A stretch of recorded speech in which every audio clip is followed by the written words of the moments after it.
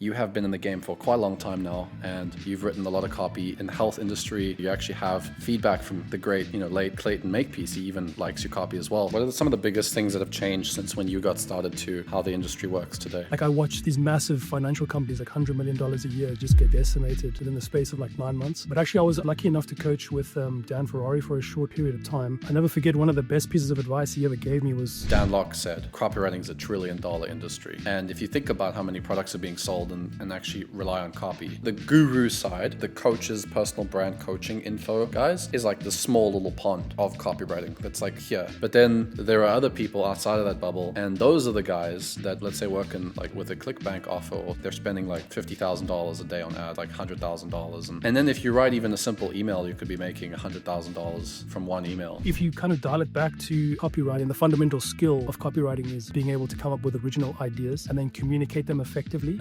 That for me is the core skill. The AI is just a tool that takes out the mechanical task of writing. And the thing is, what I found with that approach, like taking proven material and running it through AI as a swipe, it tends to convert, but it doesn't scale. With AI and word generation, I mean, this is something I haven't really said before, actually. This is the first time I'm going to say it on video. It's that... All right, so today I'm here with Russell Fowler. Russell, thanks so much for joining me. You have been in the game for quite a long time now, and you've written a lot of copy in the health industry. And when we first started working together, I saw your testimonial. You actually have feedback from the great, late Clayton Makepeace. He even likes your copy as well. So, I was really impressed by that when we first started working together. And I'd love to learn more about how you write and your process, and so other copywriters can also learn some more stuff as well. Cool, it's a pleasure to be here. I mean, starting in the game was kind of a weird thing, starting off online and trying to kind of find your feet, not being from the States originally. Mm-hmm. You're trying to kind of like find your niche, find your entry point into the market. And for me, that was initially financial. That's how I originally got kind of connected with Clayton, sent him a bunch of samples, and things kind of took off from there. Yeah. And so what have you noticed, like what are some of the biggest things that have changed since when you got started to how the industry works today? Yeah, it has actually changed like a lot. Like I think it was one of the reasons I moved from financial to health initially. It was because of the compliance changes, like around about 2019. Like I watched, these massive financial companies, like $100 million a year, just get decimated within the space of like 9 months. A lot of the guys I looked up to at the time, they were like, what do we do now? But actually, I was lucky enough to coach with Dan Ferrari for a short period of time. And I never forget one of the best pieces of advice he ever gave me was, as a financial writer, learn health copywriting. It's like if the market goes south or something happens or the market shifts on you and you need a promo quickly, a promo project, jump into health. And I was like, cool. And I'd done that, a few months prior. So as soon as financial didn't look so viable anymore, I jumped straight into health and kind of didn't look back. That is interesting because there's a lot of conversation among newer writers, which is like, what niche should I get into? What market should I be writing in? Where should I focus on? What kind of client should I focus on? And what you're saying is it's good to have experience in more than just one niche, actually, because then you're not dependent on that market, only that market. The thing is that one of my early mentors told me, just in terms of client selection, not so much niche selection, he was like, what client can afford to pay me $1 million over the span of like 5 years? So that's how he selected his clients. And then when he kind of did like a process of elimination, for him, that ended up being financial, and so it was almost like because of what his income goals were, the niche almost chose him. Do you know what I mean? And like that was probably one of the best pieces of advice I got, in terms of client selection was also like, what are your financial goals? How do you want to work? What kinds of copy do you want to write? What industries pay, the numbers you want to make, and what industries consume the most kind of copy you want to write. That's actually very useful information. Like even if you're a business owner, right? Because if you want to make money as a business owner and you want to have an offer, the market you choose automatically creates all these invisible ceilings. Right. Like for example, let's say like coaching, right? So for me, if I'm coaching copywriting, there's a certain ceiling to that market. There's only a certain total addressable market, and there's only a certain amount that they're willing to invest in coaching, and there's only a certain amount of people that are receptive to the messaging, right? So let's say that is like, it's this big, right? And then let's say you go into a bigger space. Let's say, I mean, we could just use BizOp as a simple example, like people making money online in general, much bigger marketplace, much more money available. So if you want to make more money from coaching, it's obvious that this is a bigger market to play in. I mean, there's obviously other things that you have to consider, like competition and whatever, but the way that you've just described this to me sounds like it's almost the same thing. It's like, as a copywriter, your niche almost presets also the skills that you're going to have to develop. Like health copy requires more VSLs, whereas, I mean, BizOps also VSLs, but like the way you write them is different, So like everything about the niche that you go into is gonna choose for you sort of what you have to focus on. For me, I got into copywriting with business opportunity because I got a few BizOp clients early days, and there's the same people that work in all the same BizOps. I don't know if it's always the same in health as well. I'm kind of curious, but like with BizOp, it was always the same big marketing directors, media buyers, copywriters, graphics guys, consultants. Like they're all the same people. And so I was working here, and the next thing I'm working on this account, and then this account and this account, and it's all the same people working all the accounts. So it's like, for me, my niche kind of found me because I got that big client. So like I find with a lot of copywriters I'm coaching, the first niche that they break into ends up being their niche because they know that circle of people. But you've actually intentionally shifted from financial to health. So like, what did that look like? And, I'd love to know more about that. Yeah, that it was kind of a strange transition because, say around 2019, all the financial companies they were very visible and transparent. You could find all their stuff online. You could find all their newsletters. The clients were easy to find, and again, once you're in financial, it's a similar thing. Like the copywriters move around, marketing directors move around, media buyers. The whole sort of story is the same. But with health, yeah, it's a much more hidden market, I'd say. The clients are not super easy to find online. They tend to, for whatever reason, I'm not exactly sure why that is, but they tend to be much more kind of cloaked. I'm not sure that has to do with the kind of clickbank culture or what it is exactly. It's a much more affiliate-based model. Certainly the companies that I broke into. So again, like once you're in, the people move around, but initially to find the clients was, kind of a long research process and a little bit of luck as well. Yeah, that's interesting. Yeah, I'm hearing more and more about this. Like in recent interviews, I've actually spoken with quite a few people that are running offers in health, and they're talking about how it's an affiliate world, and Right. and a lot of these guys that are running these offers, it's like for example, like events for affiliates, you can't buy your way into. It's usually like you get invited based on how much money you've generated that year. So it's kind of like a closed circle. You can't just buy into. Like with BizOp, you can just buy into a coaching mastermind on how to scale, and then you could join some coach that's like, hey, I'm helping people scale. I mean, like Gaji recently started coaching people on how to build a business. So if you wanted to be around those guys as a business owner, you just buy your way in there. Right. If you're making a certain amount, you just buy your way in. But with these guys, you got to be invited. That's what I recently heard. And so from that perspective, maybe that is why part of it is more closed, right? Yeah, and I think it is kind of like there's I think there's kind of two poles to the industry. There's like there is a large gray hat, segment to the market, and then there's the kind of the more white hat stuff where the guys are like on tier one ad networks running everything on cold traffic. I find that those guys are a lot rarer. And yeah, that's not where I started. I started in the more kind of gray hat world.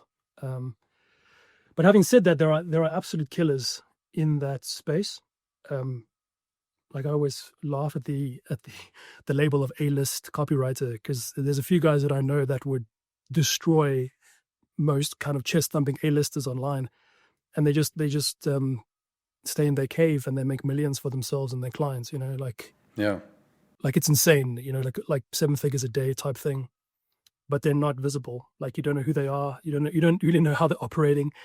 And yeah, it's just one of those aspects of the health game, I suppose. That's so cool because it just shows how big this market really is. Because people talk about how it's like billions of dollars online, and how copywriting is like. I mean, Dan Locke said copywriting is $1 trillion industry.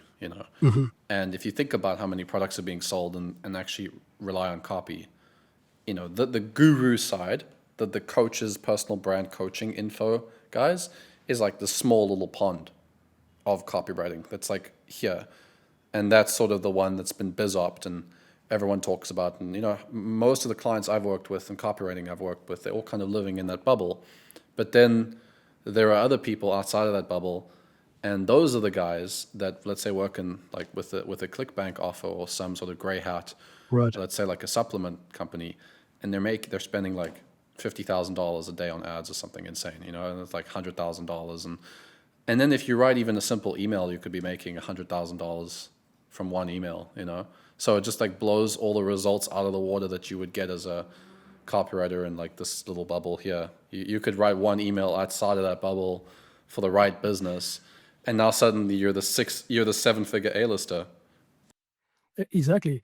I think that was a piece of advice I got from, was one Dan Kennedy seminar where he was talking about, even if you're kind of like an average copywriter, you can get a ton of success just by working with the right clients. Because if they've got their shit together, even like, even in a small way, writing effective copy in that context can blow up, Mm-hmm. Like I've had a couple of 6-figure emails, and it's like, it blows my mind to think that like 150 words can create that much, that much output, it's insane. It's like, what? Yeah. So what do you think, because you're in that market, you're not in a small little bubble. You're seeing this, let's say the invisible world of where copy is really making serious money. Like it's a real lever, Right. I was recently chatting with a guy named Jihao. We got an interview, and he was saying that the number one skill he's doubling down on is copy because of the fact that it's such a lever to optimize the VSL and optimize the ads when you're playing this cold traffic game, pure cold traffic, none of this personal brand stuff, What I was going to say is like, you're in that space and you're seeing that. Right. How does AI fit into that picture? Yeah. I mean, it's again, kind of an interesting kind of polar opposite in terms of like how clients are perceiving it. Because on the one hand, you've got like the old school guys who kind of, they use the old Agora style kind of affiliate model, and they're not so clued up on AI. So the leverage is there. It's for you to come in and basically crank out a ton of copy really quickly for them, and that's definitely a leverage point that I've been playing with. The other side of that is that you have, business owners who are in AI groups. They understand the power of AI. They understand how it can be leveraged, but they don't have the bandwidth to implement. So they bring you in. But the problem there is that they have, they know they know what AI can do. They know what the various chatbots can do. And so their demands are like pretty intense. Like I recently worked with a client who, they wanted like a new VSL, 5 leads for the VSL, 5 hooks per lead, 12 ads and 7 advertorials. And I had a week to do that. Oh, wow. And it's like, and that's the thing. It's like, That's a lot of work. yeah, exactly. And you can't tell them it's not possible because it totally is. And then you pull it off, and then that's like, so that's now your baseline. I was like, okay, cool. Yeah. So we need to kind of figure out where the middle ground is. It's like you still want to be producing high level copy quickly, but not at a level where it feels like a sweatshop. I almost wonder, like, isn't it going to be, we're going to reach this point where the whole market's using these tools in this sort of, very close, almost the same way. Isn't it going to get to that point where everything is going to feel the same, and then they're going to suddenly return back to appreciating good copy. I mean, I see that with every cycle. There used to be these ads that were very, you know, it was all low ticket. Everything was low ticket, low ticket, low ticket. And then one guy started saying, oh, you got to go high ticket because then you can liquidate and you can cover your ad spend easily and blah, blah, blah. And then everybody was doing high ticket, high ticket, high ticket. And then it was like, because everyone's doing high ticket, then it's like back to low ticket. It's like, oh, people don't want to spend $3,000 when they first get to know you. They just want to spend a little bit of money. And now everybody's going back to low ticket. And then it's like, I don't know, isn't that like a zig and zag? Everybody's going to go into AI, double down, and everything's going to sound kind of artificial, and then everybody's going to crave authentic copy again. What do you think? Honestly, I don't really know. Like, what I've noticed with clients who are even AI savvy, they still appreciate a copywriter's perspective. Like I worked with a couple of clients who are really, really good at AI, but they're not that good at copy. And so like I can come in and look at their stuff and be like, yeah, I could easily beat this. Let me use the same AI tools you're using. Yeah, I'll beat your control. Not because I'm better at using AI, but because I'm a copywriter and you're not. So I think there's still, if you kind of dial it back to copywriting, the fundamental skill of copywriting is, being able to come up with original ideas and then communicate them effectively. That for me is the core skill. The AI is just a tool that takes out the mechanical task of writing. The way that you think, the way that you ideate, the way that you frame an idea, the way that you communicate it, that's still intensely valuable. And I think copywriters just need to understand and not get sucked into the hype too much, because I've done it myself. I've over relied on chatbots and various tools and whatnot, and they can take you pretty far, but they can't craft high level copy on a consistent basis. Like you need the last 20% of polish, and you need a background, an instinct for effective communication. 100%, man. I feel that when I use AI, I look at it the same way as when we would rely on a big swipe file. 2018, that was the game. That was at least the message everybody was saying to me when I got started was, it's about how big your swipe file is. You're going to have this massive archive. And one of my first mentors has a massive physical library because he got into the game 2004, or 2003 or something. So he had this entire room in his house, this entire room with cassette tapes and physical bundles and direct response mail, and like he had a whole collection of stuff. And whenever I would see him run a promotion, I was always thinking, wow, his copy is so fresh, his copy is so unique, it stands out in the market, it sounds so good. Right. A lot of it, as much as he's a great writer, a lot of it's taking proven stuff from his swipe files and building on it and polishing it. And so now it's like AI is almost you delegating the whole swipe file to AI and hoping that AI does all its magic in the background to generate stuff. I think that's how many copywriters are using it now. It would be the equivalent of just taking any sales letter in your swipe file and just trying to force it into this, okay, we're going to use this formula, and then you just kind of overlay the words that you think this market cares about. It's like, maybe it'll work, but you have to actually be a good copywriter to be like, well, this swipe might be useful, but I kind of like the headline idea from this swipe, and I like the flow of this one because it matches. Like you have to actually think about these things, right? Totally. And the thing is, what I found with that approach, like taking proven material and running it through AI as a swipe, it tends to convert, but it doesn't scale. And that's where I think also like your kind of leverage point as a writer comes in, where it's like, okay, I can take your converting piece, but like where it hits the wall there, I can take it beyond that and help you to scale. And that's, again, more of a strategic piece. Why do you think it's not scaling? There's a bunch of reasons why. I think one of them is the way that the algorithm's changing, certainly with like Meta. It's like what people tend to do, they get a positioning point or an angle that works, and they just run that, and they go, oh, the fatigue is the creative is fatiguing and blah blah blah. But I don't think it's necessarily that. It's the way I understand it. The algorithm is looking to learn. It's looking to discover more insights about the problem that you're solving with your product, you know? Yeah. I actually got this from Mark Pachetti. He talks a lot about positioning prompts. And so instead of like creating just, lots and lots of more, creative one on one particular positioning point, you create like a lateral spread of multiple positioning points, and you hit your total addressable market from multiple angles, and you give the algorithm what it wants, which is data, like lots and lots and lots of data, allow it to learn. And it's not necessarily a copywriting problem to solve. It's more of a strategic or more of a marketing problem. And that's something I think that you could bring to the table as a copywriter over and above, just like shit tons of like AI slop. When you say algorithm, you're talking about like language learning models, or you're talking about? I was talking about like Meta. Okay, yeah. Yeah.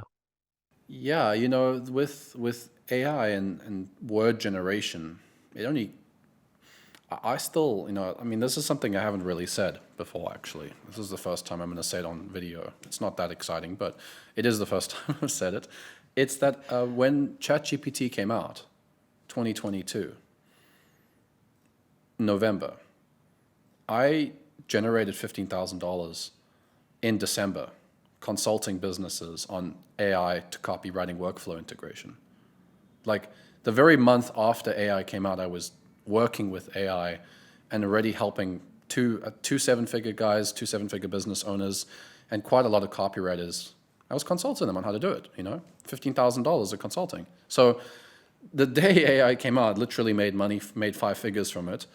But since then, I haven't really talked about it. I mean, maybe when this is published, I've been talking about it a little bit online, but I haven't talked about it because I always felt that I want to figure out how to use this and integrate this with my workflow before I start I don't want to be an expert at something that's brand new. Like no one really knows exactly how to use it, but it's been 3 years now. And I still find, like after 3 years, I still find the workflow is I come up with the ideas, I find the gaps in the market, I find what the market's zigging so I can zag, I do all that marketing stuff, and then I give it to AI, and then AI starts helping me. But it doesn't.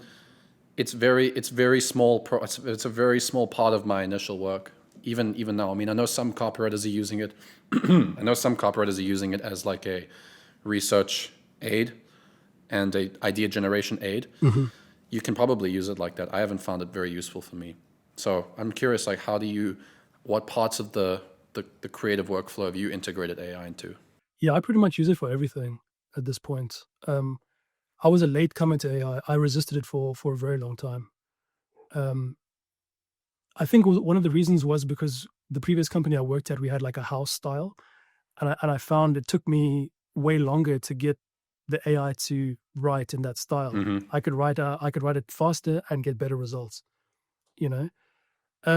But then these bots started to come out, and I started to see kind of the writing on the wall, where it could very much replicate what I was doing, and that's when I started to run my copy through some of these bots, and it could replicate it like pretty much perfectly, like provided it was prompted correctly and it had a good idea. That's when I saw it could actually start to match or even exceed what I was doing. So that's kind of when I went into kind of a deep dive with it. I didn't really use it much for ideation.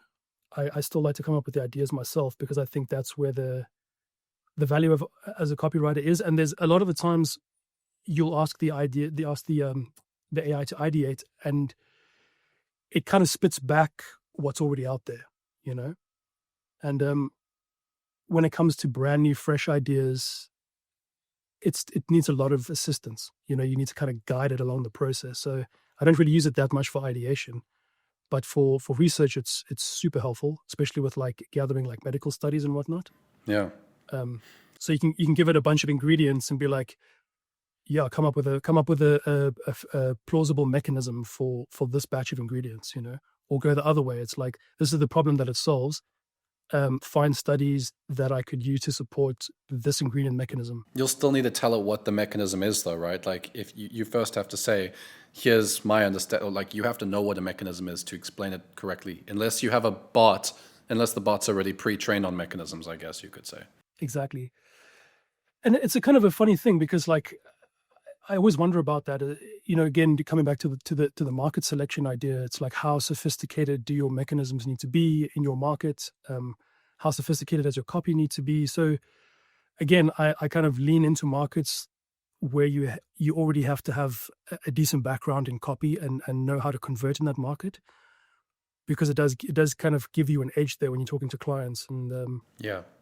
they know what good copy looks like, but they don't necessarily know how to produce it for themselves consistently, even with AI tools. So it's an interesting thing. Well, I think the one thing for sure with AI as well, when it comes to, let's call it the editing process, a lot of the time when I find an output that AI gives me, there's a few times you can ask it, let's say, rewrite it in a different voice style, but to actually edit sections, let's say, like if you were just using Claude, for example, how Claude will like put up a Google Doc or like a document Right. on the side, and then you're kind of working into that document.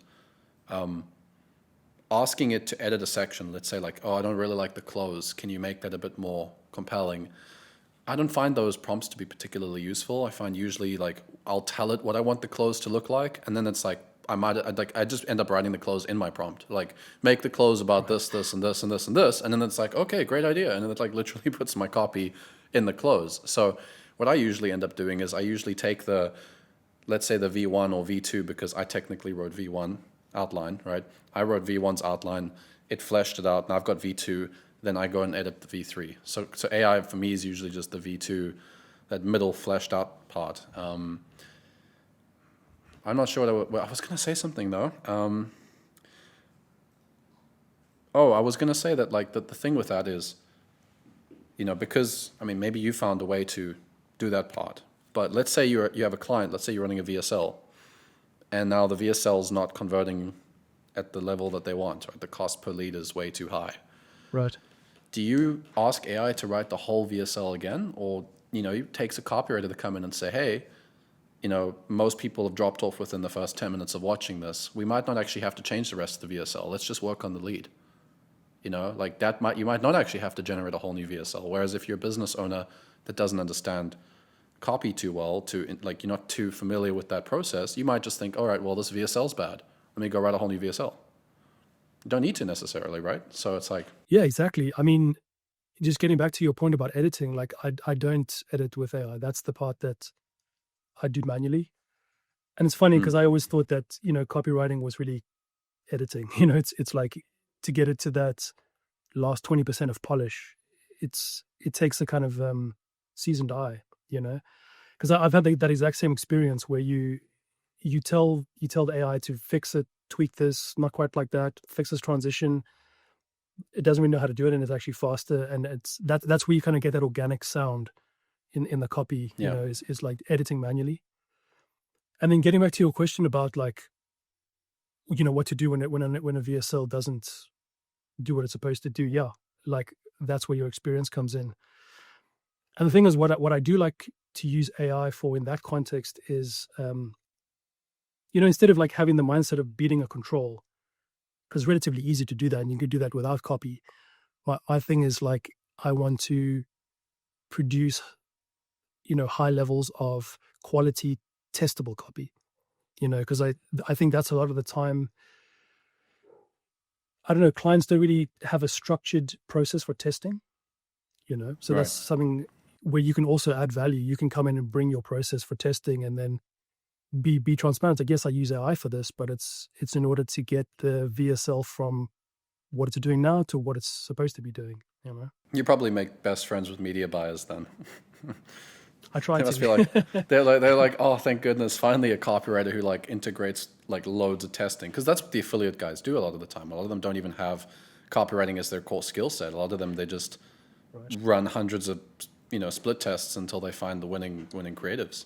Yeah, there's massive value in that, and like if you can get access to the data, it just makes everything you do make much more sense. Yeah. Like when I was managing email lists, that was actually my favorite part of it, was watching kind of the data move. Like where you send out a message and get the response back, and you learn just at an exponential rate, like what particular angles, hooks, messages, perspectives, mechanisms work for that particular list and that particular market. And that's hugely valuable, because it's if you're in a niche, you can take it to anyone in that market, and it will, you build up this almost like library of particular approaches to a particular market or a particular problem.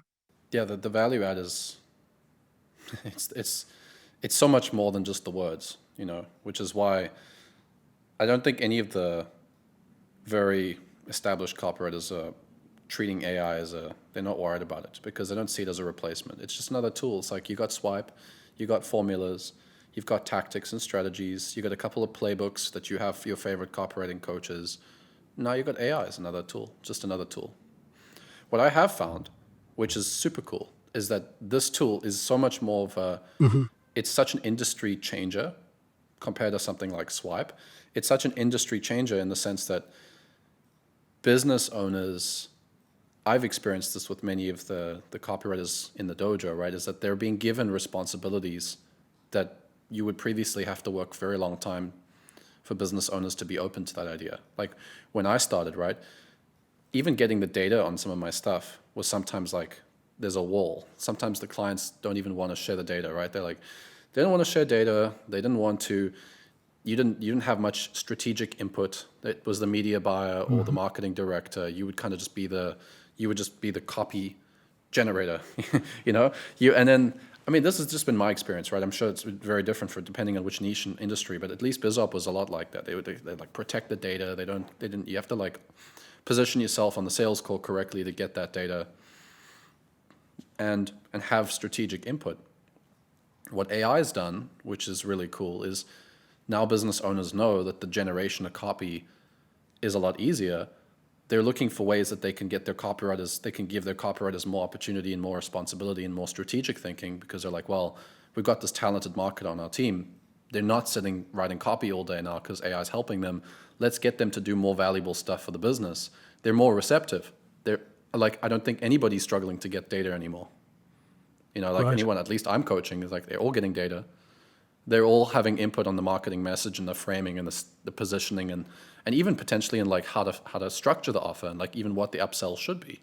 Like that's so cool to me. It's like the career would took me like 4 years or 3 years to like be recognized more as a senior, where they would start giving me that stuff. Whereas the copywriters in the dojo, 2 years in, 1 year in, they're already making strategic suggestions. It's so cool. It's like such a career accelerator that we didn't have 5-10 years ago. And do you think AI is like the primary driver of that? I think it's part of it for sure, because these businesses are suddenly realizing that the outputs that they have, it's no longer an output production issue, like because content is so easy to produce now. I mean, look at the recent strategies. Like, I mean, Hormozi did it, Andrew Tate did it, Iman Gaji. Back to the personal brands, their content marketing is just like mass short form, like just produce tons and tons and tons of videos, tons and tons of clips. So there's so much content. I mean, it's not copy, it's content, but like so much content that now it becomes a question of how do you stand out from all that content? Right. You're kind of forced to think strategically, because if you don't think strategically, it's just more content. So it used to be a quantity thing. It's like we need to produce, like if you want to do a good successful Black Friday promotion, it's like you have to send a lot of emails. Everybody does that now. Everybody knows send a lot of emails for Black Friday promotion. So now it's like, well, what's inside the email that's fresh, because everybody's using the same angles. AI amplifies that, because every single copywriter that has to do a Black Friday sale, they're using the same bots, they're using the same prompts. They're like, hey, here's a successful Black Friday sequence. Please give me another one for this market. Here's this market. AI is going to generate almost the same angles. And I was talking to a guy, that guy, Jihal, he was saying this on the interview with me. He was like, well, we interviewed all these copywriters to do a test project.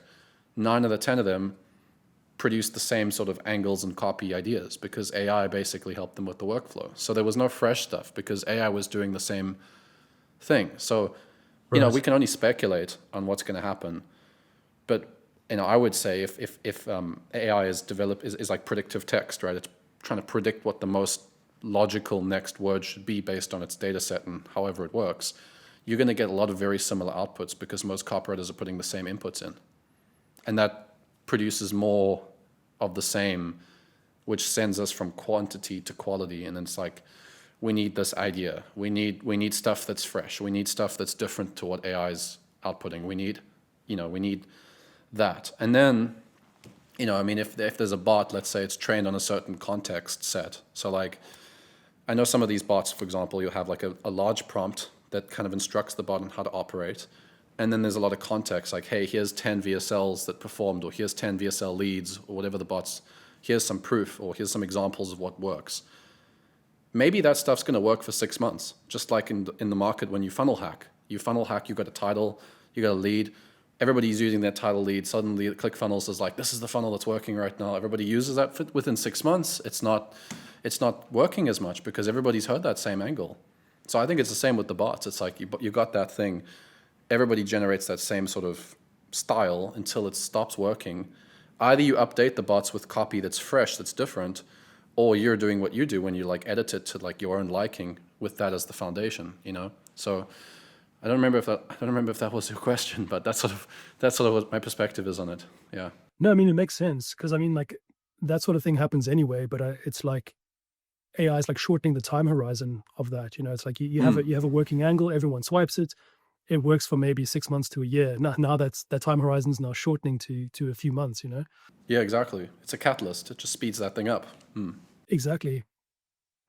Yeah, no, it's an interesting kind of phenomenon because like, okay, I'm in a bunch of AI groups and kind of when you when you speak to these experts, quote unquote, like and you kind of get them into a corner, everybody kind of admits they don't really know what's going to happen next. It's almost like week to week, different tools are overtaking one another. When I started learning AI, I got like a Jasper certification. Like I haven't used that tool in years. It just disappeared. And I just noticing workflows, kind of drift from one tool to another, adapt to different ways of like chaining tools together. Everything's moving so fast, but the thing that's not changing is like, what's the quality of your ideas? How unique are they? How do you execute? Because you got like, you can have a junior and take an idea and it doesn't work, and you can take it and you can polish it up and give it your particular twist, and it converts. Like what's the difference there? There's experience, there's skill, there's insight. So yeah, like as the tools keep, getting more and more advanced and evolving, I'm also looking at what are the things that are timeless, remain the same, are leverageable. You're talking about having a strategic mindset, but then also having input on offers. I think that's in addition to, like quality copy, it's like having that strategic insight as part of your service package, Yeah, 100%. I mean, I think that part of it is being able to see it as a tool, but when we say tool, a lot of people nod their heads, but then they treat it as a like a silver bullet, not as a tool. It's super tempting to do it like that. It is, yeah. I think it's very tempting because you've got this thing that can just generate, and it's like the less skill you have as a copywriter, like the less you've written copy, I think the more tempting that is, the harder it is actually, because I mean, today I don't experience much internal resistance and friction to write because I've been writing for so long that I kind of know my processes and I know the way I would do it. So it's relatively smooth, but at least for me, first 2 years, 3 years, massive friction, writing for a new offer, new voice, extreme friction, so much friction. There was so much push. It felt like you were lifting a weight that you've never lifted this level of weight before. It's like you're really pushing, and eventually those voices clicked, those markets clicked, and then it doesn't feel that friction. And I think that's the beauty of having experience as a copywriter, is you have less and less of that. Maybe people call it writer's block. I mean, you could call it that, but I would just say in general, the general experience for me was that friction. It's like you always have to fight to get the words on the page because you just don't have that fluidity, because you just don't have that. It's like muscle memory, Whereas, so I think that from that perspective, this is like an instant pain relief. What do you call it? Like painkiller. It's a painkiller. Like AI is a painkiller to writer's block. Right. It's an instant painkiller to writer's block. But so is writer's block even a problem anymore? Most people could just skip it by trying to use AI and say, hey, I'm struggling to come up with an idea for my email. Here's the market. What can I say? 30 ideas. It's very tempting to just say like, well, these ideas are pretty good compared to anything I had in mind. Let me just use these 3 ideas here, and it's like, Right. write me 3 emails based on these 3 ideas. Cool, done. All right, put them in this voice. Okay, done. All right, well, this is good enough. But we both know that output might be even 8 out of 10 copy, might be 8 out of 10 words. But is the market even thinking about that stuff? I don't know. Maybe, right? Maybe the market doesn't care about the fact that this is an online opportunity anymore. Everybody knows it's online. Maybe the market cares about this thing that you would have found out in your research. That's a little bit more interesting. And that's an excellent point, because I remember when I was starting in financial, I focused a lot on the writing. The old school guys, very elegant. They're very polished writers, and so I focused a lot on the writing. And a lot of the early feedback I got from my copy chief was like, the writing's perfect. The writing couldn't be better. Your idea is trash, which makes your copy literally unusable. And that was like, okay, cool. So it's idea first, execution second. And I think that's where the limitations of AI really are. It's like it's in the ideas, what's new, what's fresh. That's the value again of being a copywriter, is being able to bring that stuff to the table. So then I think we've got a pretty good, a little bit of closure maybe, even though no one can really predict what the future is. The one thing is for sure, the actual process of writing good copy, that let's say some people have 7 steps. Kevin Rogers, I recently interviewed, he says there's 8 steps. He calls it right now. That's his formula, right now. Right. And then each of those letters is a part of the process. I have a 7-step writing process that I got a lot of inspiration from Matt Fury, a couple of the old school guys, their process. Also somebody that works in journalism, her process. So I put together the thing that works for me. I've got 7 steps. With AI and most of the writers now, even the ones I'm coaching, there's 2 steps. it's like AI and then edit. That's their process. Right. It's AI and then edit. Whereas for me, it would be market immersion or research, you could call it, visualization, taking a break, going for a walk to just let it all ruminate.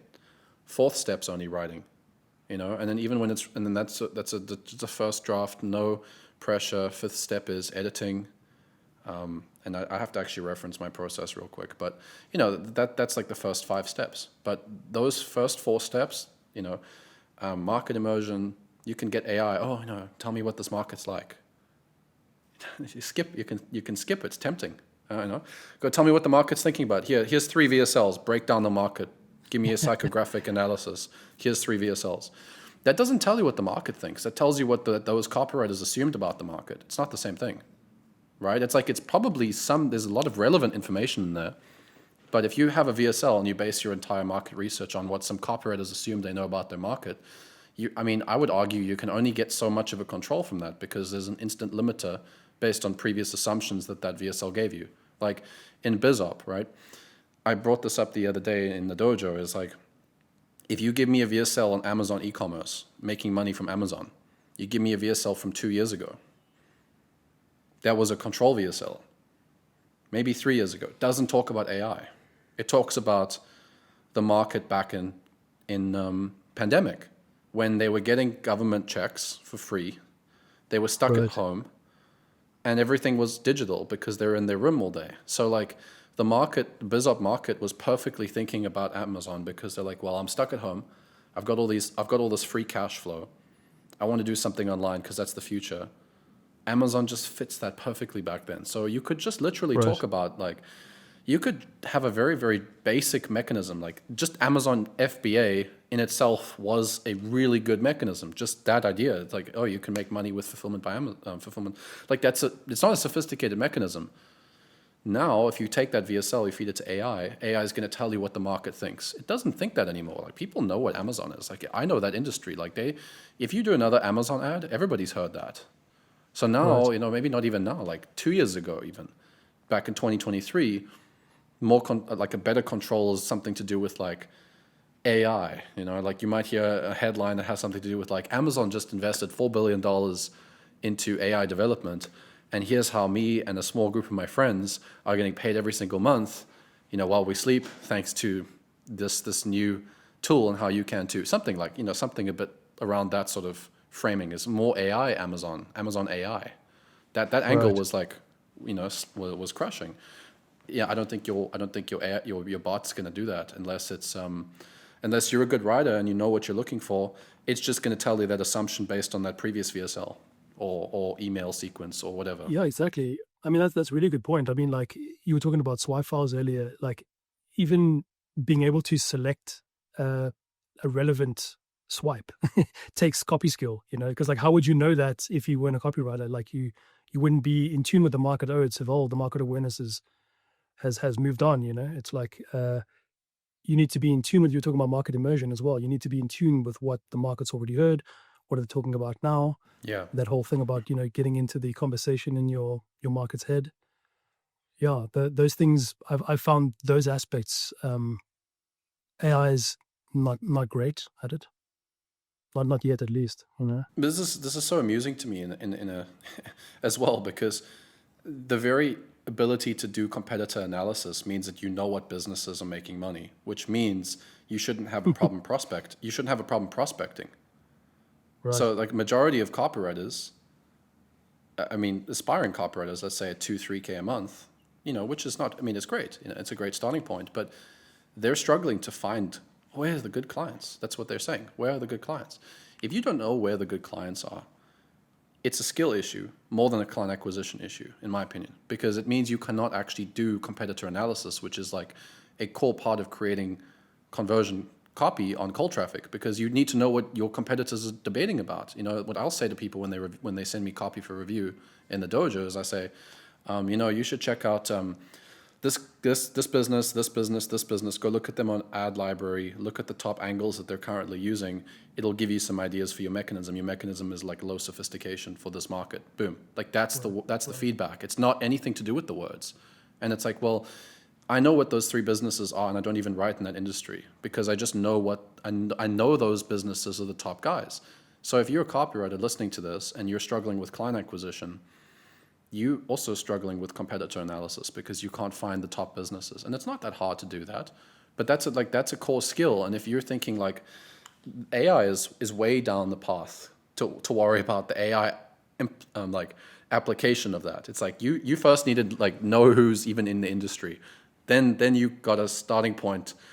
Who's in your industry? If you know who's in the industry, and most copywriters, they don't even know who's in their industry, and they're sitting with their AI, and they're sitting with prompts, and they're sitting with bots. And I think it's great. I also think that you're missing so many, I could go on a rant about this, Russell, because it's like, how many copywriters are talking about AI as this magic bullet thing. And I love AI, and I've been using it, like I said, for years, but there's so many copywriters that are entering random markets that they've never been into, and they feel so confident because they've got AI. And they don't even know they don't even know the landscape. They don't even know like what the market's thinking about or what people are offering them. You give yourself such an easy life, honestly, if you could just find out what the market's talking about. Just go back to relevancy. It's your AI stuff would be way better too. It's actually kind of wild to me that that's even a thing, because I mean, like, yeah, every kind of mentor that I had, every kind of high level course I went through, the first step is research. Dan Kennedy was a big one for like understanding the history of any market you go into. It's like you need to know it as well, if not better than the clients you go after. Like how do you have sophisticated client conversations if you don't understand the industry you want to bring new and fresh ideas to? It's like AI can't do that, at least without proper guidance from an informed copywriter. Yeah. I didn't even know that was a thing. But I mean, even if it can give you all that information, like, do you want to operate in silo where like your only exposure to the entire industry that you're about to write for? We're talking like, people are undervaluing what copywriting is. This is not a skill to make 10K a month. As much as you can make 10K a month, this is a skill that literally is the copywriting, marketing. That's the internet, like in terms of selling online. That's how big the skill Right. is. We're talking hundreds of millions. We're talking billions of dollars in revenue every single year. That's what this skill is capable of. And people shrink it down to this like little magic internet money printer, a pocket ATM, like it's not a pocket ATM. This is like the online world of commerce, like built on this fundamental skill, right? At least in the American market for the most part, right? But even brands, you could argue, are using copy even with less words. It's the ideas, right? Like we talked about. But it's like you really want to be in silo with AI, and all you do is live in this little AI chat. Like the workflow isn't. You're not even in a Google Doc anymore. You're just living in this like Claude or GPT, or maybe some copywriter's got their own AI software or something. You're living in that bubble. That's fine if that's part of your workflow.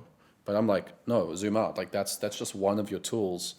You don't even know your market, really. You don't interview. I mean, how many copywriters are... You would be surprised, Russell. I'm telling you, man. Like, I'm coaching lots of copywriters, and as much as I love copywriters that are getting into the game today, very few of them actually have any formal training on this stuff, on basic research, on basic competitor analysis. Todd Brown was somebody everybody used to talk to me about. E5 method is Todd Brown's process of doing marketing, and all my BizOp clients were always singing praises about his process. I don't think many of the copywriters I work with today even know who that is, which is fine. But it's like they don't know most of the stuff that initiated me into the game. Right. So you got an advantage. you got a bigger advantage than maybe even you. But the thing is, like, the reason that I got into copywriting, it was to be part of the conversation, essentially. It wasn't necessarily to write. I mean, I enjoy writing. I like it. But it was like, I don't know if you know Aaron Winter. I don't. He's Dan Ferrari's mentor. Okay. So I listened to a series of podcasts with him, and he spoke about like that exact thing. Is like, as a copywriter, I get to linger on the edge of some very interesting cultural conversations, contribute to those conversations, and then go home and be a normal person. And I was like, for me, that was like, wow, that's a really interesting way of looking at copywriting. It's like how does human perception and human consciousness dynamically interact in this online space? Yeah. And you get to contribute to that. You get to add your ideas to that conversation. You get to extract knowledge and ideas out of that. You get to rework them, play with them, and then put them back out into the marketplace and see how the market responds to that. Like that kind of call and response, that dynamic interplay with a large group of people is the most fascinating thing about copywriting to me. And AI, it kind of gives you access to that, but it's almost like an echo of that. It tells you what was rather than what is right now or what could be. Yeah, that's good. I mean, it all goes back to controls and actually generating money. It's not about content. Where I think copywriting today is people's formal copywriting education is actually just content writing. It's not actually copywriting coaching. It's content writing. I mean, even most of the stuff I've been writing over the last 5 years has been probably 60% content, because social media is so big now. So organic content, Facebook content. I mean, even email, most people treat as content, not even as copy, right? Then you got the ClickBank side, you got cold traffic, and then it's much more direct response. But how many copywriters know cold traffic and cold conversion copy? Very, very few. I would argue that there's very, very few left. So I don't know if AI suddenly enables everybody that's a content writer to become a cold conversion marketer. Like it's not that kind of a tool, it's not like the Matrix where you can just download it. It's like, this is a skill. It's a skill. It's not a tool. It's a skill you need. Well, going back to that idea of direct response, like I say, I worked with a few supplement bros, and like where direct response is like everything. You need it to even play the game, but I haven't come across any of those guys who have cracked maybe like 100 million, maybe 200 million, which is not bad. I mean, that's pretty gangster. But I mean, one of the clients I'm working with now, they used to be direct response, and they did a massive push to become a brand, and they're on track to be $1 billion company, in the next, say, 5 to 10 years. And they have a strategy for getting there. They've restructured their entire business to go from direct response to become like a heavy hitting brand in the market, which they are currently. And then they have a plan to go beyond that, It's the first time I've actually seen that kind of transition. Because you get a lot of these guys who are direct response guys. They make like whatever 70, 100 million, and they just duck out the game. You never see or hear from them again. Yeah. And so I'm kind of like in this in between space where I work with these kind of branded guys, and then on the other side these direct response guys. And I love the direct response guys for the impact of the market, but I also see the limitations of the model. Like it's difficult to exit that. What are you selling? If you're selling a direct response business, you're selling like a funnel, Yeah, maybe right. like a product line. Whereas like a brand, I was always, typically direct response guy, I was anti-brand stuff, but I'm more and more seeing the power and leverage of brand, like how you can get on podcasts. You get influencers, you get Joe Rogan mentioning your supplement, it blows up for a week. You make 7 figures that day. It's like, wow, this is it's really interesting. And then where AI fits into that world is again a different kind of application. Where because this company is actually building in-house AI systems, to streamline various aspects of their process. And like, yeah, I just see AI opening up a lot more opportunities actually, where this conversation about people have this doom and gloom notion about it. I haven't been this excited about being in the game for a long time, and it partly has to do with AI. I love it. I think it's so cool to see. It's like this time in history. It's like the invention of the airplane. If you wanted to go to America, I mean, we're in Southern Africa right now. I'm in Cape Town. I know you're in Windhoek, right? So it's like we're in Southern Africa. If you want to go all the way to America right now, I mean, before airplanes, it's a journey, man. It's months and months of, it's a journey, Whereas now I could be there in 48 hours. We could both be there, within 2 days, maybe even shorter, maybe even 20. Like from Cape Town, it's like a 15-hour flight to New York, So like that's insane, right? And because of that, suddenly the amount of opportunity and the amount of experiences that you can have so many more experiences if you want to, because you can just get to the place you want to without wasting months getting there. So like it's sped up the ability to experience many, many different things. You have people now that can have been to every single country in the world in their lifetime. Like you could not do that 100 years ago. Even if it was your life mission, probably be very difficult. I don't even think it's possible, right? So it's like with AI, it's kind of like it's accelerating you can test so many things, you can experience so many things, you can see so many things in such a smaller time frame than before. You have so much more exposure to the industry so much quicker than when I first got started. It'd take me 5 days to write 5 emails. Then with experience, I can write 5 emails in 5 hours, maybe for BizUp, or 3 hours. With AI, I can do it in half an hour. I just need to come up with the 5 ideas for the emails. It's done. Maybe even shorter, maybe even 20 minutes. Speeds up. Now that project's done, I have the entire week to go and learn marketing or try new things. I have so much more availability to try stuff, so you can see so many more things. That's cool. Exactly. That's very, very cool to me. And to go back to you were talking about how these guys are like scaling with their brand, and they're shifting from direct response. I think it's I've been saying that for a while, like that. A lot of these guys that make you a marketing director, if they're a pure direct response info business, marketing director's basically the CEO. Let's be honest. Like you're basically, if you're a marketing director, you're basically building the business. If it's direct response heavy business, that's the whole business is the marketing team. So if you're the CMO at 3% profit margin, that CEO's got a good life. You're scaling his whole business, and that's most of the business. The fulfillment is pretty automated. So so much opportunity for marketers today, more than ever before. Totally. I think that if people I know it's not easy to do in the beginning, because like the whole kind of vibe of copywriting is like, chasing the bag, but if you can shift it to how much impact can I make, like genuine impact, like that's what I've been looking at over the past, say, 12 months or so. Kind of the companies that I work for, the clients I work for, their products, are they actually making an impact, like a real world impact in the world? can I help to scale that? Can I help to leverage what they're doing?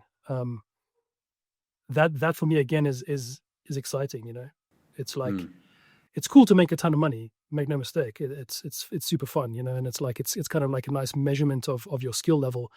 But it's for me now, it's like how much impact can I make, and how can I use AI in service of that? That again, like it just shift in perspective. It's like it opens up all these doors. It's like, what can it be applied to? How can you use it to make a ton of impact, help more people? How does that translate in, let's say, the health space? Like how many people get access to that supplement that actually helps them relieve joint pain or something, for example? Yeah, because I mean, the thing is that I had that kind of almost like a mercenary perspective in the beginning, where it was like just make as much money as possible. But then I started to get on the phone with customers and like, wow, the stuff actually helps people, like revolutionizes their entire experience of life. Like, pain is such a depressing thing, and then if it's removed, your entire experience of life is shifted. So it's like, yeah, that it made me, want to be able to, be as effective as I could as a marketer and a copywriter. It's like, okay, if the stuff is good, let's sell as hard as we can. That's cool. I like that. Again, it's one of the only markets where I've kind of felt that. Nothing against financial, but I always had a, Yeah. I always had a bit of I always felt a bit on the back foot. I'm like, this is some nonsense. I mean, it's the same with BizOp. I think you got a point, like at least with health, a lot of it's just take this thing to get this result. So a lot of it's delegated to the product to get the result. Whereas with BizOp and financial, I don't know financial as well, but let's say BizOp, right? BizOp, it's like success rate's 2%, 3%. Completion rate of a course is like 10% of the people that join. So, I used to be upset with that data. I used to be like, oh, this is unethical. Like I actually wanted to almost fire a client in the early days because I felt like it was scamming to have a 1 to 2% success rate. That's I suppose a different topic, but just very briefly on it, it's like I realized that you look at statistics of people in general, is there's 1 to 2% of people become millionaires. So it's like, Right. Is it really the course that's creating that percentage of success, or is that just reality that people operate like that regardless of if they have a course or not? In fact, you could even say that the course itself is not really making a change to that statistic. It's just that those successful people would have found their way anyway, but they happen to find your course, so at least you help them along their journey, right? But anyway, it's like that's such a low percentage of people, whereas you see very different statistics in health, in the health space. Like there's very different people that take a product that have a problem often find very, very positive results. A lot more than 1%, I would say, if they're using it properly. Yeah, and then also the ingredients are up to shit. I mean, there's a lot of guys who sell sawdust, and that's also a big part of the market. It's like, yeah, like I think it's kind of finding what part of the market you want to play in, because you can make a ton of money. You can make a shitload of money playing the grey hat game. It's like let's not kid each other. It's like, yeah, but it's like I think right now for myself, that's what I want to be doing, is doing more white hat type stuff, more branded type stuff. So interesting. It all goes back to the niche. I like this whole conversation. It's all niche. It's like everything comes back down to the kind of people that you're rubbing shoulders with, the kind of money that you're making, the kind of results that you're generating. The words are a very small part of that whole experience. It's so much. It's all about the clients, all about the strategy, the ideas, the experience. The words are such a small part, and AI is amplifying the words and the mechanical workflow, like you said earlier. But the rest is just so much more. So I hope that we leave that message with copywriters. Like it's such a big world compared to like the small little tiny part of the internet where it's like you're selling guru content or whatever, or it's all about words. Like you need to expand your context to this is the world, So Russell, I really appreciate you coming on here and sharing and giving your perspective. I'd love to chat some more next time. Where can people find you if they want to learn your secrets? Well, at the moment, I'm like a recovering underground guy, so there's not That much was the around. headline. I was going to say, like, underground copywriting legend speaks up for the first time in 5 years. Yeah, I don't know. Legend's a strong word. Yeah, recovering misanthrope. Yeah, Facebook and LinkedIn is probably the best place to go for now. I will, and under your guidance, I'm slowly coming out of the shadows. Like, I spoke to Fotis the other day, and he was bummed that he didn't get the first interview. But I was like, Sensei asked first. He's interviewing you as well. Yeah, he's also going to interview. Okay, good. Yeah. You gotta get out there. People don't know. People don't realize that this is A-lister coming out of hiding. Well, I'll make sure to. I'll get it in writing. Yeah. Yes. I'll put it in the title. We'll put you in the description, your social. But really, Russell, appreciate this, man. Thanks so much for joining me and having this chat. And I hope all of you of course, watching, I appreciate it. Found some value in this. And if you have any questions or anything that you'd like to know from Russell, put it in the comment section. Maybe I can get him back on for an encore. So yeah, we'll chat soon, man. Thanks again. Awesome. Thanks a lot, Matthew.